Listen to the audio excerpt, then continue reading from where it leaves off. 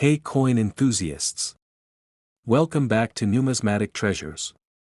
Ever checked your pocket change for a fortune? While everyone's hunting buffalo nickels and silver dollars, there's a modern rarity hiding in plain sight that even experienced collectors sometimes overlook. The 1969 double-die obverse Jefferson nickel might just be the overlooked gem that's sitting in your coin jar right now. Today, we're diving deep into this fascinating error coin that commands thousands in the right condition. The story of the 1969 double-die nickel begins not with artistic intent but with a minting mishap at the Philadelphia Mint.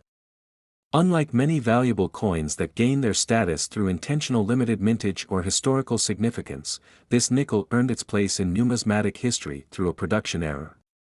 In 1969, the United States was in the midst of the Vietnam War. Richard Nixon had just taken office, and Americans were watching Neil Armstrong take that famous first step on the moon. Meanwhile, at the Philadelphia Mint, something went wrong during the hubbing process for a batch of Jefferson nickel dies.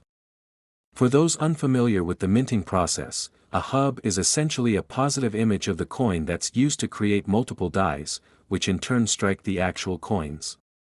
When creating a die, the hub is pressed into a piece of soft steel multiple times to achieve the proper depth. If the hub and die aren't perfectly aligned between impressions, you get what's called a double die, where certain elements of the design appear doubled. That's exactly what happened with this particular batch of 1969 nickel dies. The doubling is most prominent in the date, mint mark, and inscriptions on the obverse, heads, side, hence the name, double die obverse. What makes this error particularly valuable is that it occurred before production, meaning every coin struck from these defective dies carries the same error, making it a variety rather than a one-off mistake. So what exactly are you looking for if you want to identify this valuable nickel? The most noticeable doubling appears in the date, where you can see a distinct secondary impression, especially in the numbers 1, 9, and the second 9 in 1969. The word Liberty also shows significant doubling, particularly in the letters Lib. Even Jefferson's profile exhibits some doubling, most visible along the outline of his face. But here's where it gets tricky, and why this coin continues to be discovered in circulation decades after it was minted. The doubling is subtle enough that it doesn't jump out at casual observation. You'll need a magnifying glass or coin loupe to properly identify it. This isn't like some of the dramatic double dies of the Lincoln Cent series where the doubling is immediately apparent to the naked eye. Another challenge is distinguishing the true double die from what collectors call machine doubling or strike doubling, a more common and less valuable type of doubling that occurs during the striking process rather than during die creation. True double dies show doubling that's parallel to the original design, while machine doubling often appears as a slurred or shelf-like extension of the design. There's also the matter of the mint mark. The 1969 double-die nickel was produced at the Philadelphia Mint, and while Philadelphia coins from this era typically don't carry a mint mark, it's important not to confuse this variety with the more common Denver, D, or San Francisco, S, issues from the same year. Now let's talk about what makes experienced collectors' hearts race, the value. The 1969 double-die nickel is one of those wonderful numismatic treasures that bridges the gap between serious collectors and casual coin roll hunters. In circulated condition, which is how most examples are found, these nickels can bring anywhere from $50 to $150, depending on the level of wear. In extremely fine condition, you're looking at $200 to $500.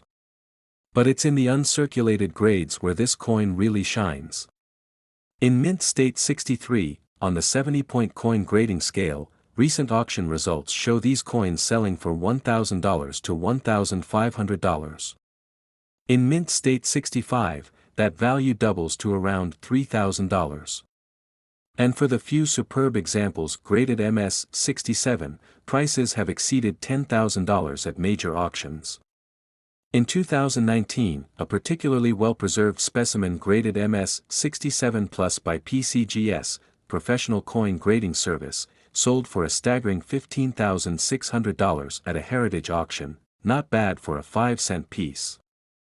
What's particularly fascinating about the market for this coin is its relative stability compared to other modern rarities. While many error coins experience price bubbles driven by media attention or dealer promotion, the 1969 double die nickel has shown steady appreciation over decades.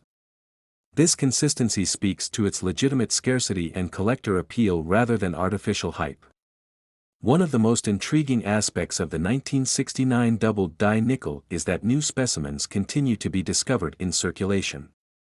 Unlike many valuable coins that were recognized and hoarded shortly after minting, the subtle nature of this error meant that many examples entered circulation unnoticed. There are no official figures on how many were produced, but numismatic experts estimate somewhere between 20,000 and 100,000, a tiny fraction of the nearly 200 million nickels the Philadelphia Mint produced in 1969. The vast majority have been lost to circulation, damaged, or remain undiscovered. This treasure hunt aspect gives the coin a special place in collecting circles. I've spoken with several collectors who discovered their first specimen while sorting through rolls of nickels from banks, sometimes decades after the coin was minted. There's something magical about finding a four-figure rarity in ordinary pocket change. One collector I interviewed, Martin Loggins from Oregon, discovered his MS-64 example in a roll of nickels he purchased in 2018, nearly 50 years after it was minted. It sold for $2,200 at auction, funding a significant portion of his daughter's first semester at college. With error coins like the 1969 double die nickel, condition plays an even more crucial role in determining value than with regular issues. This is because the very feature that makes the coin valuable, the doubling, becomes less visible as the coin wears. In heavily circulated examples, graded good 4 or very good 8, the doubling might be barely perceptible even under magnification. These coins might bring $30 to $50 from a collector looking for an affordable example to fill the variety in their collection. In fine 12 to very fine 20 condition, where some mint luster may remain in protected areas but the high points show significant wear, the doubling is more visible, particularly in the date. These mid-grade circulated examples typically sell in the $100 to $200 range. Extremely fine 40 to about uncirculated 58 examples, where only slight wear appears on the highest points, preserve nearly all the doubling details. Depending on eye appeal and surface preservation, these coins can bring $300 to $700. But it's in the uncirculated grades, MS-60 and above, where subtle differences in strike quality, luster, and surface preservation can result in dramatic price differences. An MS-63 example with average luster and a few noticeable contact marks might sell for $1,000, while an MS-65 with blazing cartwheel luster and clean surfaces could bring $3,000 or more. The lesson for collectors is clear: when it comes to error varieties like the 1969 double die nickel, it's often worth paying a premium for quality, as the value escalation in higher grades can be exponential. While market values certainly drive interest, there's something more profound about coins like the 1969 double die nickel that appeals to serious collectors. These error coins provide a fascinating glimpse into the minting process and remind us that even in an age of technological precision, human error and mechanical limitations created numismatic treasures. That's all for today's deep dive into the 1969 double die nickel. If you've enjoyed this exploration of modern numismatic rarities, make sure to like and subscribe for more hidden treasures right under our noses. Until next time, keep checking that change.